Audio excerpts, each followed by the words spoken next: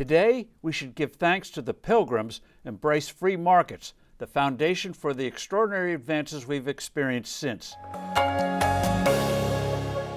Hello, I'm Steve Forbes, and this is What's Ahead, where you get the insights you need to better navigate these turbulent times.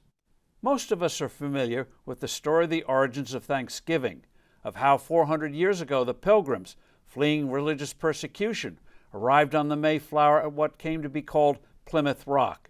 The first winter was harsh, but with help from local Native Americans, the survivors learned effective farming techniques. The resulting harvest is celebrated with a feast that subsequently came to be called Thanksgiving. But contrary to legend, the harvest was not bountiful. In fact, the Plymouth colony nearly collapsed. Severe food shortages and discontent were widespread. The problem, as described by the colony's governor, William Bradford, was the system the colonists initially operated under. Today we'd call it socialism or communism. All property was communally owned and cultivated. No privately owned land. Food and clothing were distributed equally to all. Those who worked hard and efficiently received no more than those who were laggard or did nothing at all. Women were assigned to do communal chores, which were bitterly resented. Destitute settlers began to sell what little they had to get food.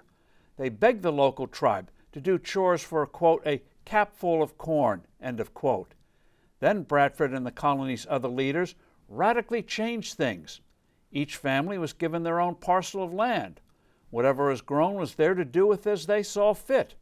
Forced community labor went out. Within a short period of time, shortages turned into abundance. The colony soon had a surplus of corn. The experience of the Plymouth colony was not unique in those times.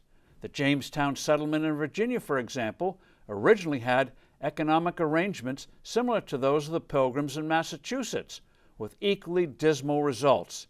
Then, after what was called the Starving Winter, Jamestown switched to free markets. Food became plentiful.